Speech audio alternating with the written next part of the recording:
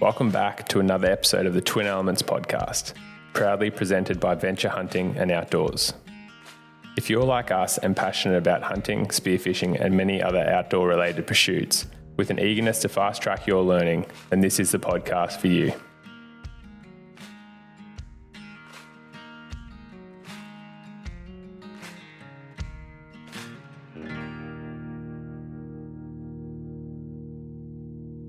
What is happening, legends? Welcome back to another episode of the Twin Elements podcast. Today you've got Ayden Doumtsis and I, James Doumtsis, and we are going to be running you through our awesome bantang adventure that we had recently in the Northern Territory. As I'm sure a lot of you would have seen, we've got that Northern Territory series coming out at the moment, Bowhunting Banteng and Boars, a 4-part series where we were lucky enough to go up to Dingo Creek Hunting Safaris and tackle a few bantang and have an awesome trip on the boars as well up there in Cobourg Peninsula. So today we're going to be discussing that in more detail, giving you a bit of background about the hunting operation Dingo Creek and also just a few features around hunting bantang as well. So if you guys would also like us to answer your questions on the podcast, please make sure you send them in to us via our email, which is info@twinelements.com.au. Or you can send that through to us on Instagram at our Twin Elements account, Ayden Doumtsis Outdoors account, or James Doumtsis Outdoors account, and we will answer it on a future podcast. But for now, we'll jump in and discuss all things bantang and Dingo Creek hunting.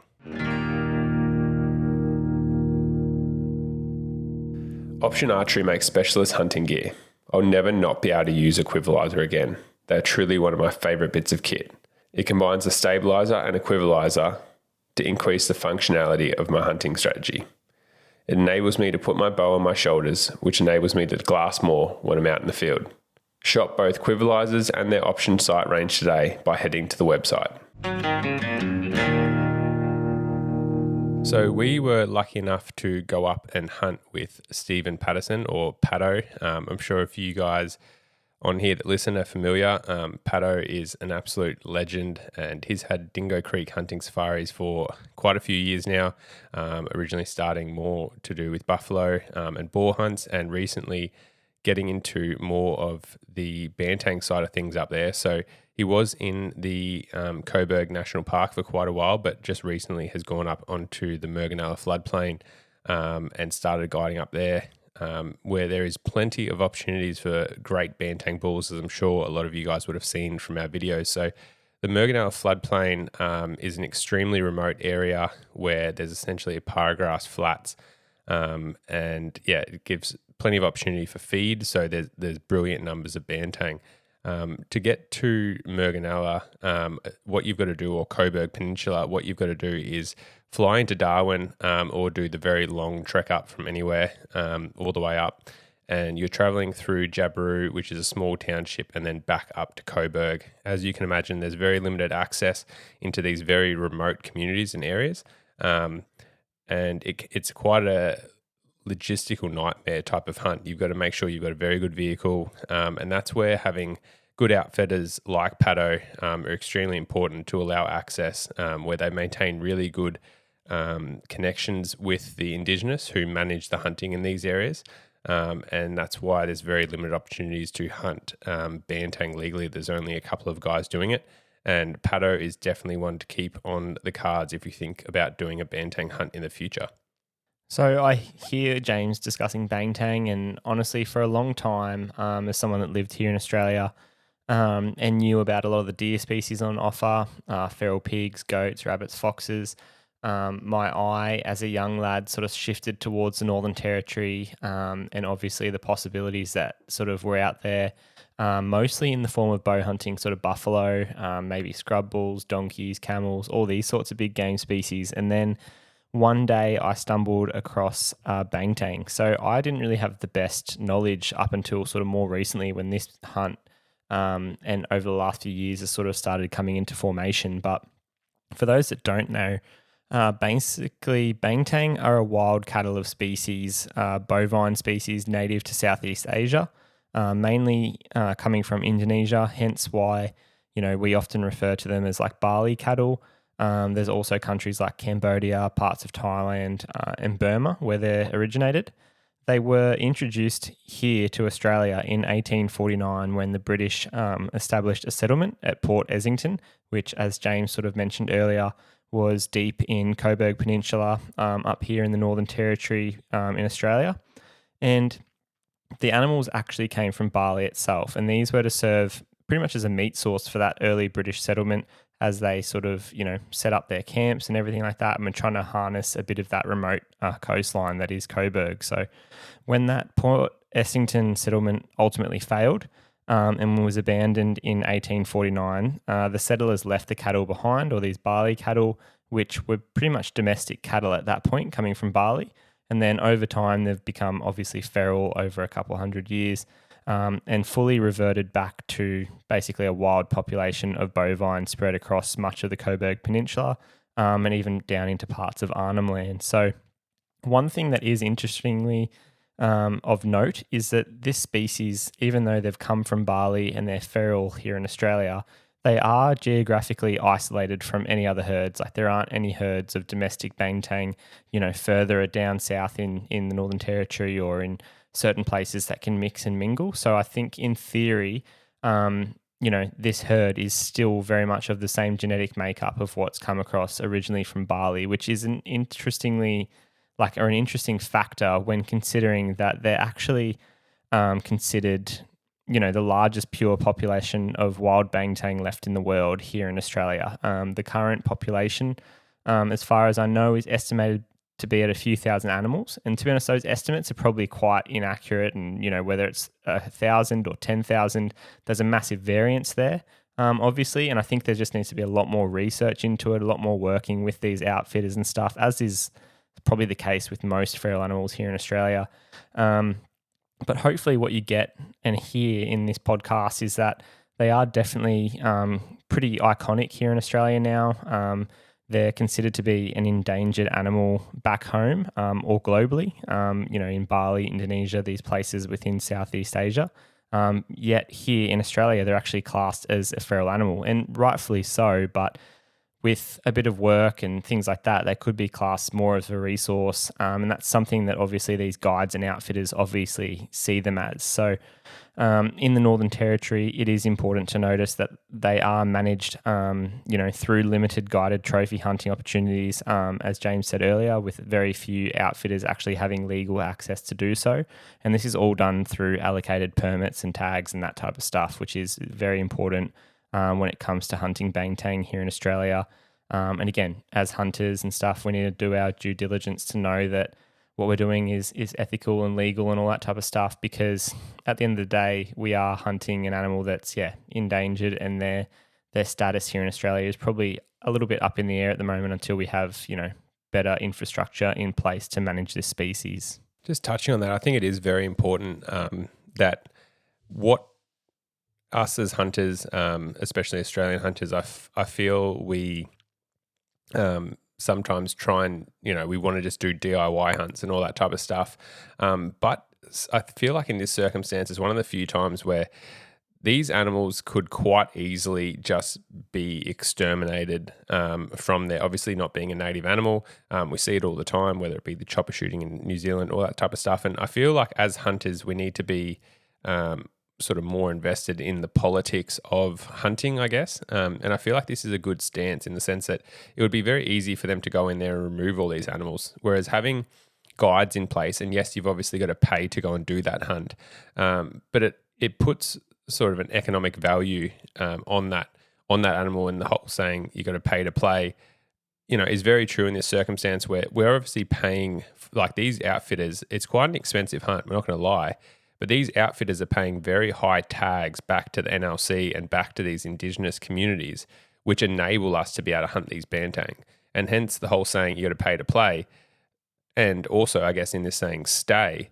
Because if people aren't making money off these things, like it's very easy for the government to just come and remove these bantang from this environment. Hence, but to then sit there and be like, okay, well, these guides across all the legal guides in, the Northern Territory, just say they're putting a couple of $100,000 into the Indigenous communities and stuff like that, obviously into conservation, NRC, and managing these herds.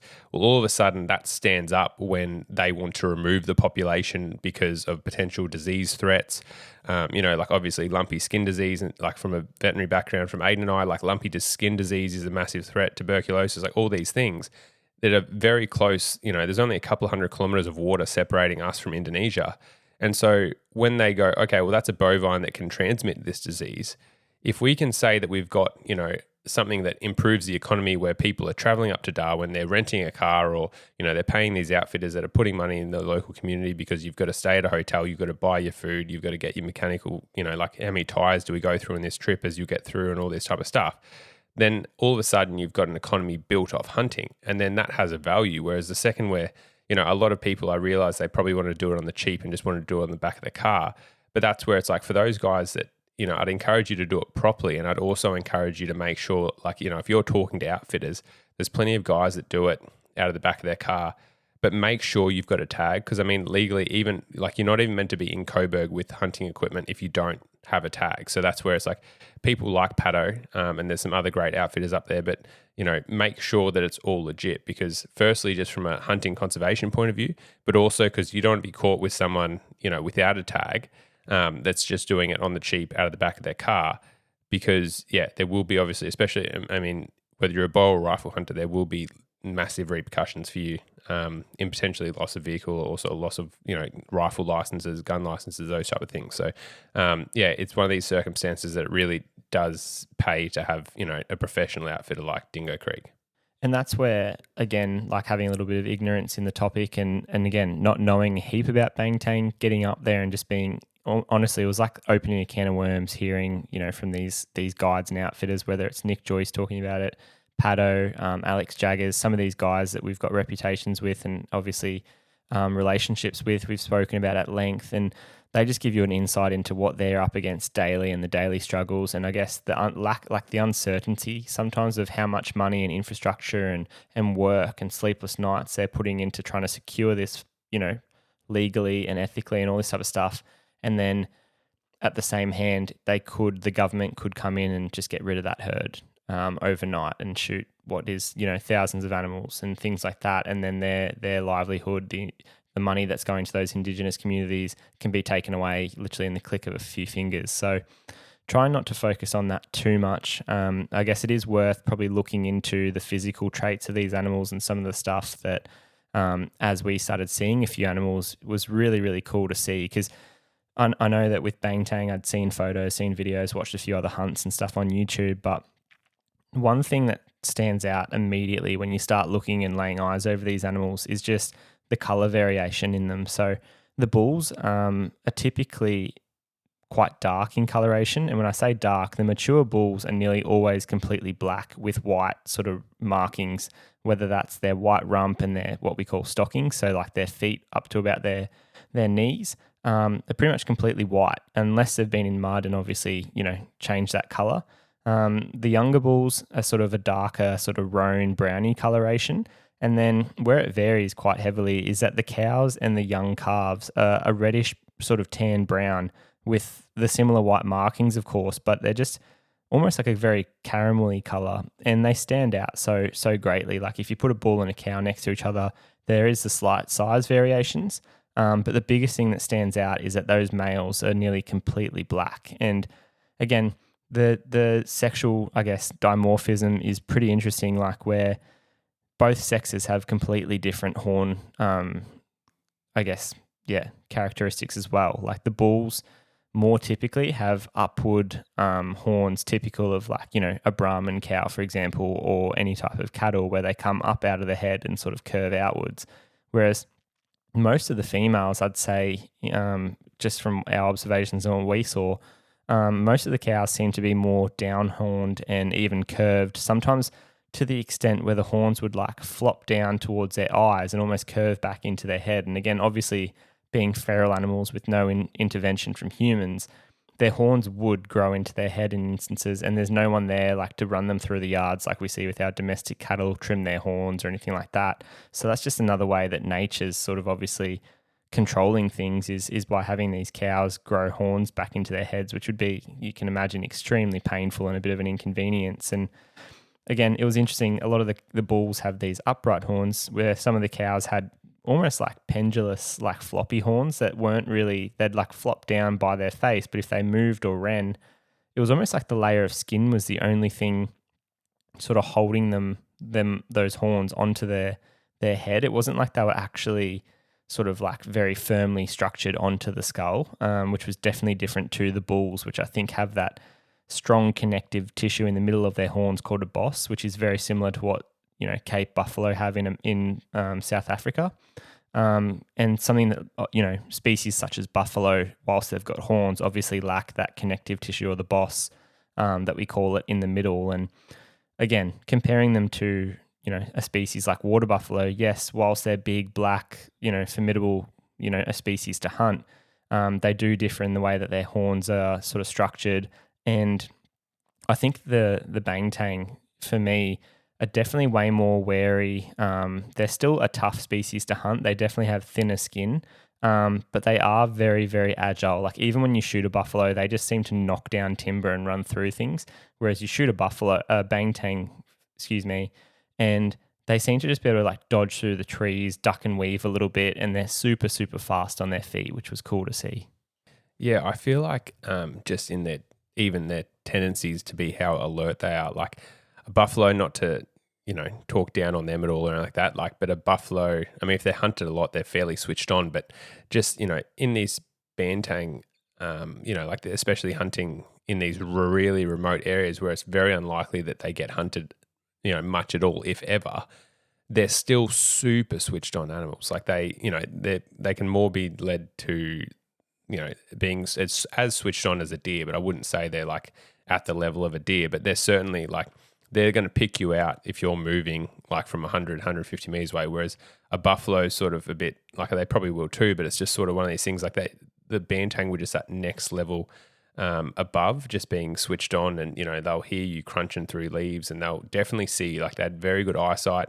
But the big thing was their agility. Like they almost run like a deer in the sense of like they're not like just plowing through stuff. They're sort of ducking and weaving and jumping over logs and this and that. And interestingly enough, they actually at one stage crossbred like bantang bulls into the PBR, into like all the bull riding stuff. And they, from my knowledge, they've actually stopped doing it because the bulls were too, I don't want to say psychotic, but the bulls were like too aggressive and too, like their movements were just like erratic, and yeah, they were like too hard to ride. So everyone just sort of not cancelled, but everyone complained about how hard they were, and they've stopped doing it. But that sort of gives you an illustration of how agile these things are, and it's actually incredible seeing them run through really thick bush because, yeah, like Ayden said, like unlike a buffalo that just sort of plows through and they're almost impressive because it's like a small tank just breaking through saplings. Like a bantang will duck and weave and go through, and it's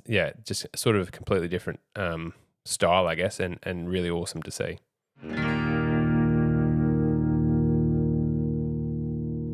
Know where you stand with Onyx, the most accurate GPS mapping tech for outdoor enthusiasts, featuring land ownership maps that work offline, trusted by millions of hunters worldwide. We utilize Onyx while hunting in the United States on James's elk hunt of a lifetime. Being able to plan and prepare for our hunts allowed us to go farther and hunt with confidence. So our first morning of the hunt, I was lucky enough to be up first with the bow and James following behind with the camera gear. And what was really cool and sort of unforgettable, the whole trip was, you'll hear us refer to it in the film on the YouTube series, but we often refer to it as like a pinch yourself sort of moment. And I remember, so we were camping with Pato from Dingo Creek, and we had a bit of a mobile camp, and we're sort of doing a bit of a DIY hunt under him where we brought all our own gear because I was living in the Northern Territory, and Dad and James flew in to come and experience it, obviously, and hunt and stuff like that. And, immediately we woke up on the sandy beach there of the Cobourg Peninsula, and where we were camping was a fair way away from where we were hunting, but it was pretty cool to just see the wildlife. And we rocked up into camp and met people, and it's just to put into perspective as to how remote it was and how wild this place is and untamed it is the week before we were there was a 4-meter long saltwater crocodile just off the front beach there eating a green sea turtle. And you hear that and go like, where else in the world is that occurring? Like, where else, is that just happening on your front doorstep? And like, to then obviously go and sleep a couple hundred meters up the bank, roll your swag out, have a coffee in the morning and set off to do this bow hunt. Like, we hadn't even seen or thought of a bantang up until that point, but it was just a cool part of the world. And I guess, taking all of it in, it's something that like so much is happening around you during the hunt. It wasn't until we sort of go back and now we're re-editing and re-watching all this footage that I'm like, holy shit, this hunt was so much more than just like a hunt for bantang, but like an incredible, unforgettable adventure in a remote part of the world. And I think, we sort of couldn't help but approaching and tackling this hunt, obviously with the knowledge from Pato, and he pointed us in the right direction. But even ahead of the trip, we try to download, offline maps and GPS kit, which is something that we commonly use. We looked at all the rivers, creeks, little green pockets and the floodplains and any isolated water holes that we might be able to target looking for game. But what was probably most striking to me is where we started the hunt was a fair way away from like, where we ultimately found the bantang. And it took a bit of like working it out, which is, to be honest, the whole first morning into probably lunchtime, early afternoon of my first, like my day one of this hunt. We were just trying to find sign of life basically. And aside from a few, ponies, they've got these what's called Timor ponies up there, which are smaller, equine species. We were seeing heaps of bird life, whether it was kookaburras, kingfishers, different pigeons and stuff like that. Like, there was never something to not look at, but we were just sort of not finding any big game. But the one thing that we kept doing was following like little tiny game trails like in the dirt that were probably there from earlier in the year. And then as we kept following these game trails, eventually we finally hit a little bit of sign. And honestly, from finding that first bit of sign and some feces from a bantang, we noticed that there were some flies on it. And then from there, it would have been like 100, 200 meters. And we finally located our first bantang bull. And that you hear in the video footage, I'm like, this is a bit of a pinch yourself moment. And it was so cool to just see one in the flesh. And this was a lone bull, nothing that we were actually after in terms of, not a mature bull that we wanted to take or try and stalk or anything. But we were able to creep in pretty easily to about 37 meters. Again, he was unsuspecting of anything. We had the wind right and had, snuck into about 37 meters, ranged him, did a bit of a practice stalk and, continued on our way. But where we were hunting pretty dry terrain, I'd say. Like, a lot of it was, this is kilometers away from the floodplains. And we were following these game trails, trying to get closer to the floodplains, which is where we anticipated the animals to be. But as we did sort of close that proximity, we started noticing a few cows and a few mobs of young bulls with cows and all this type of stuff. And that's sort of truly where my hunt, I think, comes into play, is early afternoon now to set the scene. The temperature was pretty hot. It was probably 30, if not 40 degrees. We'd had a bit of a walk to get into where we were, but the sign was just immense and we started seeing some animals. And that's where I think what was pretty noticeable is I just remember, again, this dry terrain, seeing like dust up ahead. And what was really cool, and if you watch some of the footage, is you see these animals that are quite big. They're moving across this dry landscape and they literally would kick up dust. And you'd see this from a few hundred meters away, if not up to a kilometer away. And you'd put the glass up and sort of be able to track these animals if they were moving across the landscape. And we ended up just honing in on this basically activity in front of us. And what it revealed was literally, I'd say, probably 30 or more bulls. And they were chasing a handful of cows. And where we sort of, I guess, end up being real successful was that we closed into where we thought they were going and let them cover the last little bit of distance. And again, we had, what you don't see on the video is that I'm obviously there with the bow. James is behind me with the video camera, and then Dad's behind James, sort of just taking it all in, enjoying the atmosphere and the scenery and the hunt and everything like that. But a few of the important, I guess, factors are that this one cow that was in season, and the way that James and I know that she was in season as veterinarians is that she was what we call standing to be mounted. And what that is they'll often in their urine, have pheromones and things. And the other cows were actually smelling, and the bulls obviously could smell it, were that she had certain levels of whether it's estrogen, whatever it may be, in her urine saying that, yep, she's ready to mate. And that's what they're smelling. And when she is truly ready to mate, she'll stand there and let the other animals like sort of mount her. And there was a fair few cows doing this, as you'll see in the video. But what that was doing was sort of signaling to all these bulls. And as I said, there was about 30 different bulls just in an orbit or a bit of a bait ball, sort of to give an analogy, were just literally surrounding this cow, and they would come in, try and, secure her, and then the mature bull would chase them off. And this was just basically continually happening in front of us for like an hour or so until we could eventually get within bow range. And one thing I remember seeing was this cow kept presenting to us on her left-hand side, and she was like 20 meters away. And I was like, how is she not seeing us? Because there wasn't a heap of cover.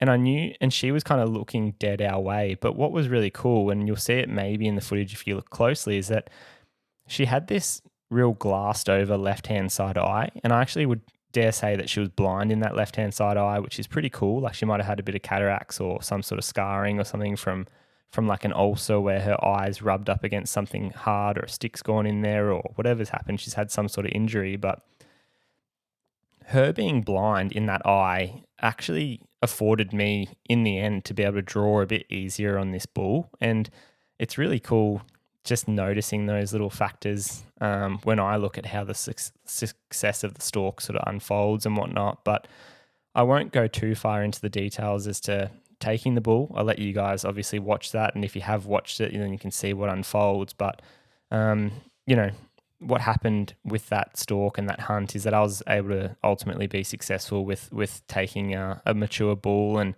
to be honest, heading into it, I had no idea of what a mature bantang looked like. All I knew at the end of this stalk was that, if I compared it to a deer species, if I watched a fallow buck, challenging 30 other rivals and, was able to secure the cow or the doe or whatever and keep them at bay, then I'd say that he's probably a mature buck. And that's sort of what I went by. And I was super happy to obviously take that bull on the first day and have him run probably about 100 meters and go down and expire. Purely from like just the actual hunt itself was incredible. And to have one arrow kill and see him go down was like amazing as well.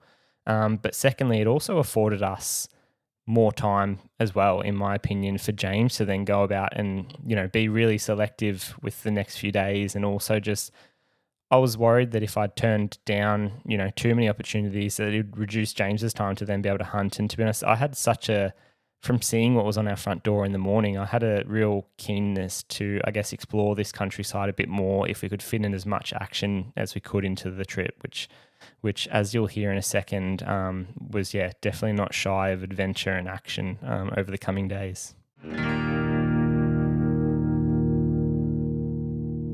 We all know when it comes to great tasting coffee in the outdoors, look no further than Dog and Gun Coffee. But the same great tasting coffee can also be enjoyed in their whole bean variety in the comfort of your own home. Rounded out with their incredible hog chockey, Dog and Gun has something for everyone. Use code TWIN10 at checkout for $10 off your first order. Discover your brew of choice today. I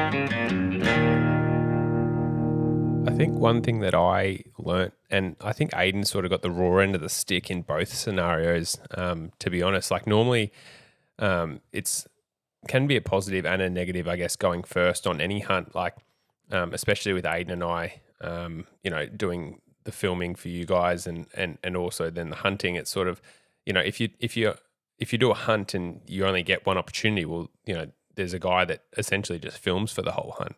And I mean, going into this, like we'd obviously been told by Pato that, there was heaps of bantang up here and we're going to get plenty of opportunities and stuff, but you just never know. Like that's hunting. Like, and so, I mean, I say this in terms of both his bantang and his boar hunt. Like Ayden was very much the pioneer being first, and I definitely was able to capitalize off his hunts, I guess, just with knowing where to go. Like, because like Ayden said, we spent a fair part of a morning and a lot of kilometers just walking around trying to find, like we had suspicions that, and we're following, good game trails and good sort of leading lines in the bush, like following these depressions where we think the feed are and stuff. But it wasn't until we really, worked out that the bantang were mainly on the floodplains and that the cows were sort of walking further off the floodplain than the bulls, and the bulls were really just staying on the floodplain and then sort of walking into these paper barks within, like most of the mature bulls were within 1 to 500 meters in these paper barks, and the cows probably going up to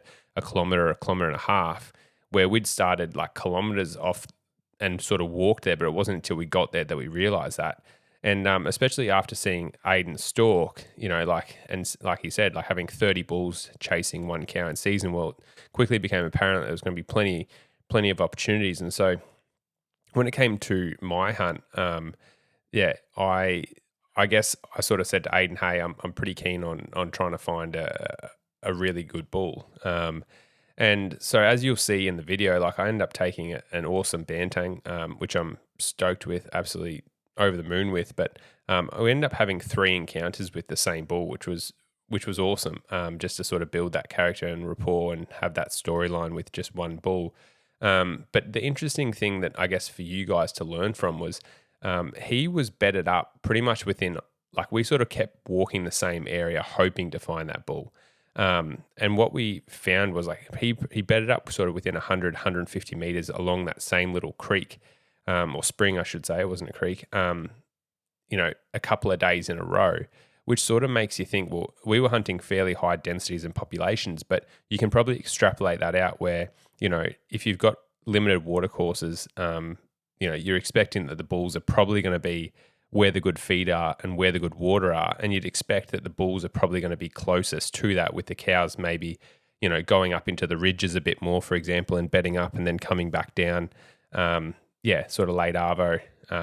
But yeah, the bulls also, I think just from once they get to that level, like we, on a recent trip, we actually saw some dingoes hunting some bantang calves, and from all accounts, like with the hike, you can't actually hunt wild dogs or dingoes in Cobourg. So the dingoes there, like we had some awesome encounters with some dingoes while we're up there, and even on a recent trip, we actually saw 2 dingoes hunting a calf off a mother and stuff like that.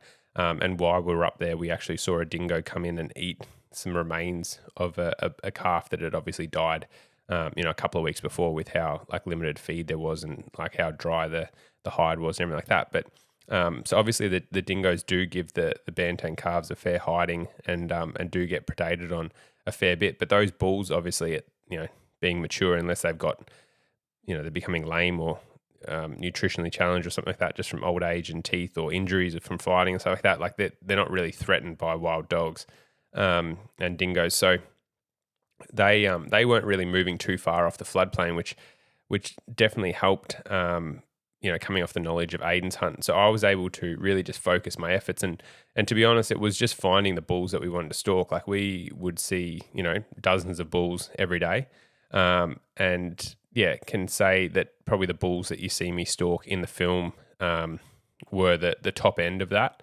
But yeah, there was plenty of bulls to stalk, which meant that we could capitalize and really pick our way through and find some awesome bulls. And I think, for me, really, it's typical, like, even though the wind in the middle of the day,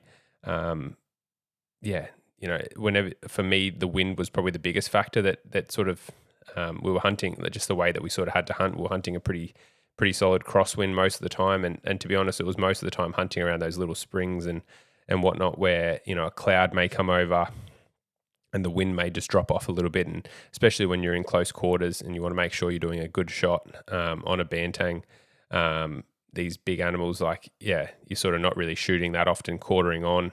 You're sort of waiting for your shot, and yeah, you're sitting there waiting, especially if they're bedded and they've got a lot of bone covering up where you want to hit them. And, then the wind just quickly switches and they run off. So it was a challenging hunt in that sense. I think also, to be honest, the fact that there was so many animals there was a little bit challenging too.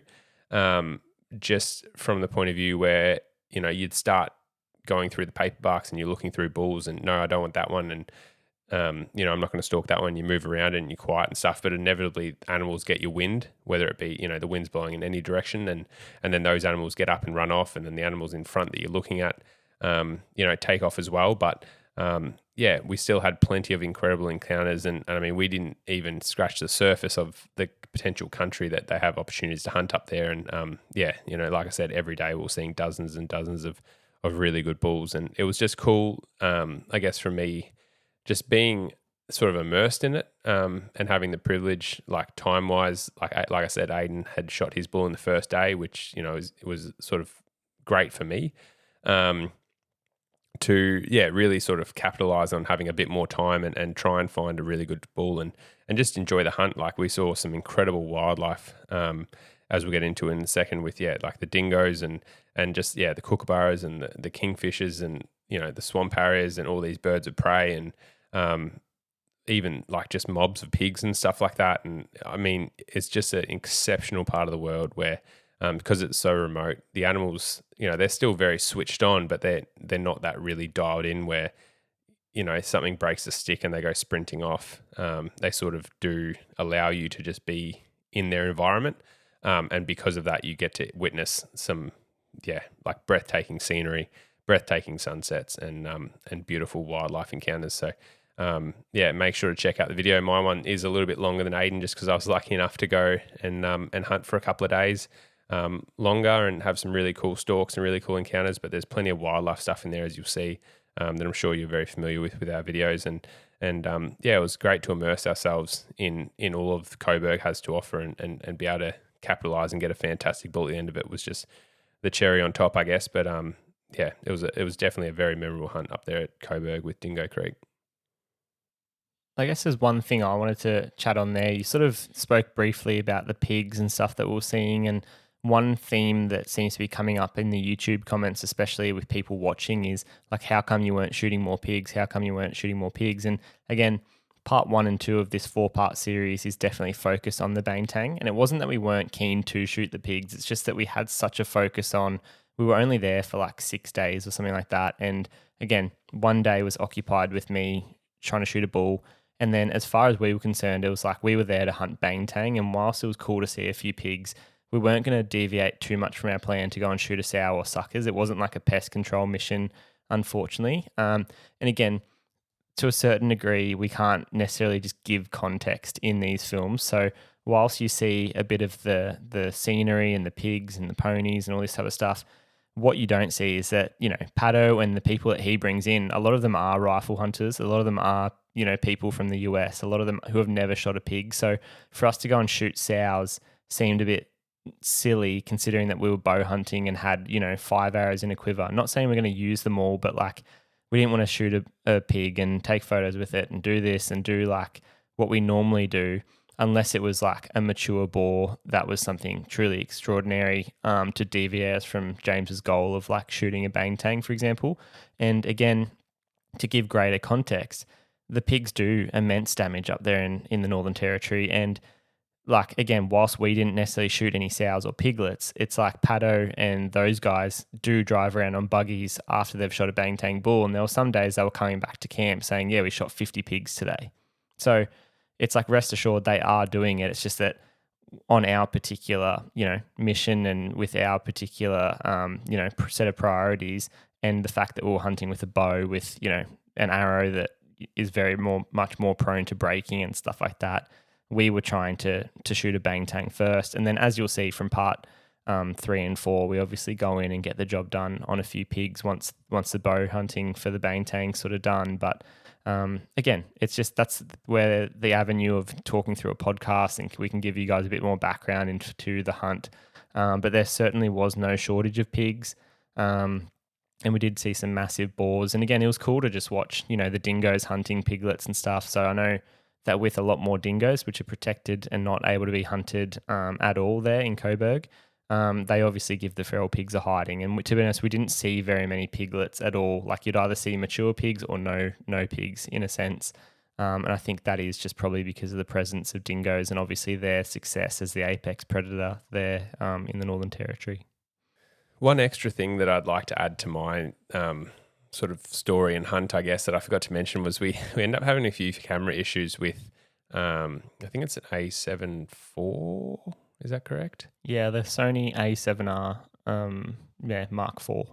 Yeah, and just you'll see in the final stalk on the YouTube video, essentially it goes from me being like half drawn to me being at full draw and then shooting the bantang. And it was pretty lucky that I probably held for so long, because what actually happened was the bull, as you see in the video, he's bedded, and I stalk into about 20 odd meters, 22 meters from memory, and he's bedded, and he finally stands up after quite a long wait. I think it was about 45 minutes, maybe longer. And I sneak around the tree and get the angle that I'm waiting for, and, go to draw back. And I just remember like I'm just about to sort of be halfway through my draw cycle, and I just hear, and I just remember like my heart just like, just sort of like sank this little bit. And just remember turning around and sort of looking at Ayden, and he's like pointing at the camera, and he's like, doing like as if like sort of cutting his throat, like it's not, like hand gesture being like it's not working. And he's pointing at the thing and like pointing at the sun. He's like, it's like overheating and stuff and shit. So then he's like turned the camera off for a bit, and he's and Ayden's, probably I'm 20 meters off the bull. Ayden's probably 40 meters behind me, so 60 meters away in the shade.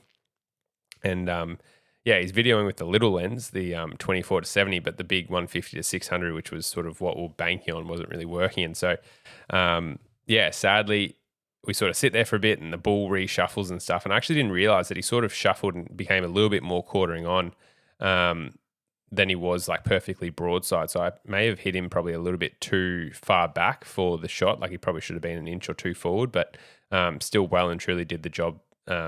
Like Cobourg pilot cut there, like, I mean, they do big holes, so sort of got in and did the job. But he, he'd shifted and changed his angle before I noticed. And eventually I looked back at Ayden, and Ayden's like, yep, giving me the thumbs up. And that's why you sort of only see me half draw, because the main camera that we're filming with actually got overheated again, turned off, and Ayden's quickly scrambled with the little lens and, it got it all in focus and stuff. And you pretty much just get me like squeezing off the shot. A bit of a mix up there with the cameras. Pretty lucky to have got it all on film and captured it, which, for us is obviously a super high priority, where I probably wouldn't have shot if it wasn't on film. So I'm glad that it all worked out. Yeah, and I think you guys know, obviously, from watching most of our films, that it's either James or myself filming. Very rarely, unless we're filming another hunter, do we actually get two different people wielding one camera, trying to get the different angles and stuff. So constantly throughout this adventure, it's sort of, we'd have the big camera on a tripod in one hand, and then running along with either a gimbal or handheld 24 to 70 mil camera, trying to get all the B-roll, little snippets, audio, voiceovers, all this type of stuff. So we're pretty much working, running and gunning the whole time. And then to finally, for 3 or 4 days, be following James, get it down to a point where like I've got the tripod sitting in front of me in the shade. I think I was only 40 meters from the bull. Like we were pretty close. I was only 20 or so meters behind James, filming over his shoulder, like have it framed perfectly, saving the battery, like you're monitoring all this stuff. Like, am I in the shade so the camera is not glistening? It was hot. Like, don't get us wrong, it was stinking hot, but it had been hotter in previous days. Hadn't really had an issue with it overheating. And then for it to be like turning off as James is drawing, that's why I whistled. I was like, it's turned off. And I did have it filming. So I had, if you can imagine where this podcast mic is sitting in front of my face, is where the 150 to 600 mil lens is on a tripod. And then just offhand to that, to the right, I'm filming with a little handheld 24 to 70 mil just to get, the wider angle of the draw and all this type of stuff. So they're very complementary. Like we can do cuts from each other and capture the shot super close in on the bull, and then one that's more wide, catch him running off and stuff. Like it's just very thorough. And to have that main one go down, I was like in a bit of a rush, sort of dropping with trying to then turn it off and on with one hand while holding the other camera. And then I'd already whistled at James once to say, no, like don't shoot it, like come down from full draw. He drew back again. And just as he was about to shoot, I noticed that the camera's died. So I try to like turn it on and off again. And that's why like with the camera that's in my hand, it's a little bit shaky. But anyway, we ended up capturing it, but it was pretty heartbreaking to like lug, kilograms worth of camera gear around, have it perfect for 90% of the stalk. And that stalk by no means was like a 2-minute stalk like you see in the video footage, because, we can only share so much with you. It's hours of, walking before we find the bull. We finally find the bull. You spend half an hour trying to get into 20 meters, and then he's sitting there at 22 meters for, whether it's an hour, 30 minutes, half an hour, 45 minutes, whatever it may be, only for in a split second that camera to turn off, and it sort of be too late. Was a bit of a low point, but it just goes to show that that's probably why we carry around 2 cameras and do all the type of stuff that we're doing. And I think the film still obviously, reaches a point where you see enough of the storyline, but it's just one of those what ifs. What if we did capture it on 2 angles? It just would have made that memory all the sweeter. But unfortunately, that's the reality of hunting in, harsh, remote areas that are dusty. We're trying to carry all the camera gear and battery around, clean it as much as possible, keep it cool. But camera issues is something that we're just going to have to live with, unfortunately. Cayuga broadheads. Where do I begin? Ayden and I have just absolutely taken to and loved these broadheads. He's shooting the 150 grain Zots while I'm shooting the 150 grain pilot cuts with bleeders. There was no other head that I was going to run in Montana on my limited entry hunt than the pilot cut. And I was so happy when I took down the bull of a lifetime. We've teamed up with Cayuga to get 10% off your next order by using the code TWIN10 at checkout. That is TWIN, 10 the number at checkout to get 10% off your next order.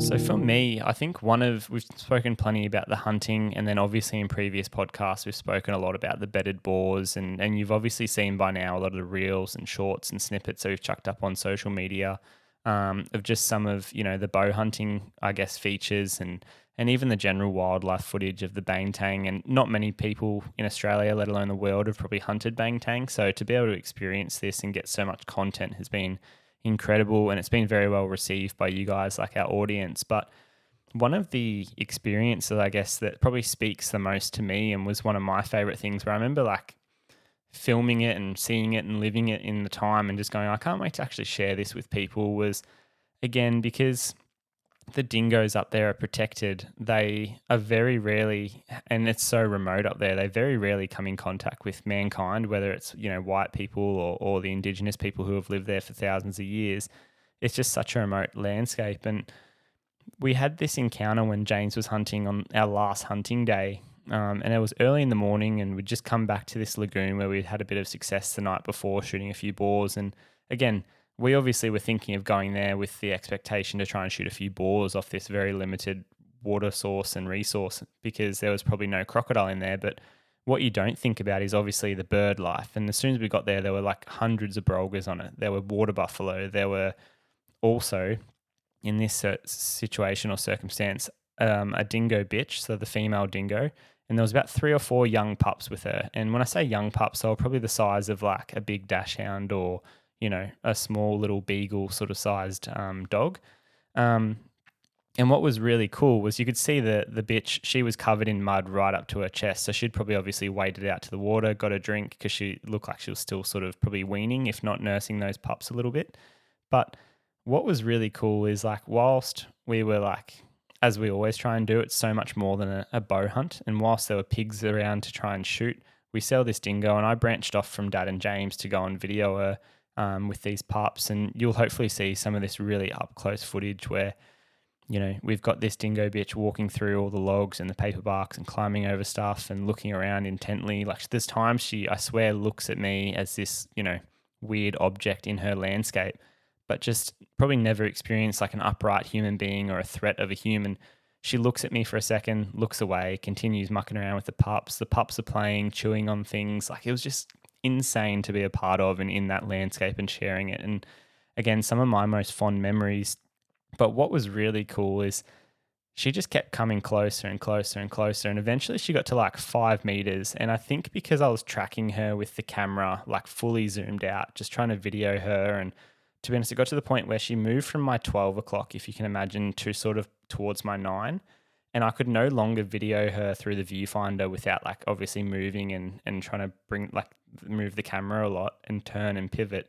So I was just sort of moving my hand where I thought she was.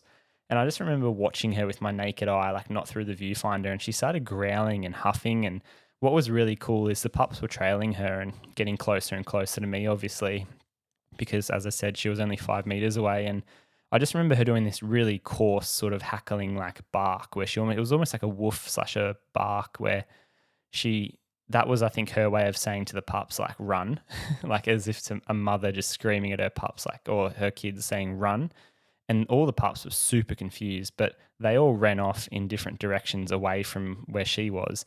And then she immediately like hackles raised, and she was only a tiny, skinny little thing. Like she's, competing in a harsh environment to obviously get enough food and stuff to feed all these hungry pups. But you could see like her hackles raised, her eyes were just like eyeballing me, this real amber sort of color. And I remember just thinking, like, where else on earth would you have this experience? And she was growling at this point, and not once did I feel necessarily threatened by her. Like she was only a small little animal, and to be honest, I was sort of hidden behind a tripod and camera gear and whatnot. But it was more just the like intense like nature like stuff where it's just like you feel like you're part of this interaction that not many people ever get to experience. And she sort of went around me, hit my wind, and then took off back towards the pups. And she'd obviously thought that she'd bought enough time and stuff, and the pups took off and they all scattered. But what was cool is we gave them a bit of time and then continued trying to look for pigs. And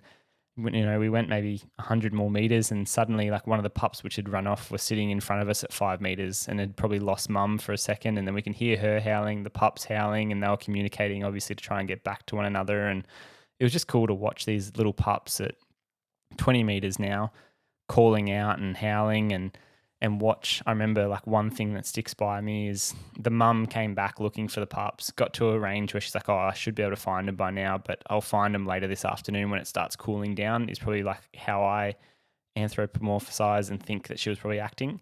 And I remember just watching her tuck into this little bit of a tussock grass. And if I hadn't have seen it, you'd never believe where she like crept into this little crevice. And the only thing you could see were the whites of her teeth when she was panting. And the rest of her was just completely hidden in this dark little cave-like sort of structure. And I hope it makes it into the video footage, because it's absolutely like awesome to see this dingo, which is, the size of a kelpie or a medium-sized dog, literally just slink away into this tiny little crevice under a little bit of a tuft of grass. And just that's where she's obviously seeking out that intense heat of the day. And to go from that until, what ended up being our last day of Bowhunting Boars, and like going back to that water source and stuff where we were then hunting pigs in the heat of the day, and their way of getting out of the heat was to go and wallow in the water and stuff, was it was just all so complementary to one another. And just, again, the way that we hunt, it doesn't matter about if it's a big boar or a bantang bull or whatever, or if it's like a willy wagtail sitting on a fence post, or in this instance, a dingo and its pups, or a crocodile, whatever. We're there for it. And the whole, I guess, nature and adventure component of Cobourg was just absolutely next level. And very much for that reason, I'd encourage anyone to, if they can, one, afford to get up there, and two, do it, before things get either too highly regulated or potentially like inaccessible. Definitely get in touch with Paddo and try and organize a trip, because this is, the more I think about it, the more I look at footage and stuff, the more I talk to people about it. It's just one of those trips that I'll never forget, from the things that I saw and experienced to just sharing the adventure with my family, which was absolutely amazing. Well, that wraps up this week's episode. As I'm sure you guys can hear how passionate Ayden and I were about this Cobourg trip, and hopefully that comes through not only in this podcast, but also the videos that you guys have hopefully watched up on our YouTube. It was a truly spectacular trip, and one we won't forget shortly, especially being able to go back and watch that footage and watch the videos, which is so important to us. But now we're going to just jump into our FAQ segment, which I'm sure you guys are very familiar with. If you guys have a question that you'd like us to answer on the podcast, please email that in to info@twinelements.com.au with the subject line FAQ. Equally, you can send us a message on the Twin Elements, Ayden Doumtsis Outdoors, or James Doumtsis Outdoors Instagram account, and we will answer it here in a future podcast. So this question was sent in by Victor Guzman. I want to ask about a potential podcast topic on chiddle deer hunting tips, tricks, calling, and strategies. I recently got on a hunt at a ranch that had monsters, but they are very tough animals. Thanks for your time. Keep on kicking ass. Thank you, Victor. We really appreciate it. And I reckon I'll let Ayden tackle this one, since he's the expert chiddle man. So as far as obviously being able to hunt strategy like chiddle and breaking them down, I would say the biggest thing for mine is patience is the key. whether that's ambush hunting if there's a lot of deer and they sort of frequent one sort of area, or they feed in one area and then go and travel to bed in another one. That sort of obviously then brings in the concept of potentially intercepting these animals, especially if you've got like the topography that allows for it to occur. So if you're hunting them, in Maui, in the mountains, or in North Queensland where you've got little creeks and gullies and things like that, if you can use the topography and the lay of the land to sort of get to a spot and intercept them as they walk through a game trail or even on the basalt wall, then that's going to obviously afford you more circumstances to try and get in close and close the gap on, definitely, as you said, a very elusive animal. The other thing would be potentially even looking at like tree stands for, again, ambush hunting if you've got them patterned to a certain area. Otherwise, where James and I and a lot of our guided hunts and stuff obviously specialize in are these super, super slow and I guess calculated stalks on deer, primarily when they're bedded in the middle sort of few hours of the day, when for us, like the wind's best and it's the highest chance of having success. As you've said in this question, which I think I'll probably spend the most time on, when it comes to calling chiddle deer, it's definitely possible, just like any other deer. They certainly rut, want to mate, all those things have that lustfulness. So for mine, there's either two methods generally to doing that. So one is rattling antlers, trying to attract obviously the stags and bring them in. Or two, you can use something like a diaphragm call, or we've used like a hoochie mama, which is an elk call from Primos in America in the past, and that works quite well on chiddle deer. Again, you've got to play around with it a little bit, and what you're trying to do most of the time is do either a hind call or a fawn in distress call, and most of the time you're bringing in a hind, and often she's followed by the stag. Sometimes if you call to a stag, they'll hear it and literally walk the other way, as to be honest is the case with a lot of the chiddle deer calling. The third thing is that chiddle deer do their bellow or their call, which we many years ago quite famously recorded a really monstrous chiddle stag calling, which sort of went viral on a number of different Instagram sites and stuff like that. Like a lot of people hadn't really seen them calling like that, let alone to get the footage up close was pretty cool.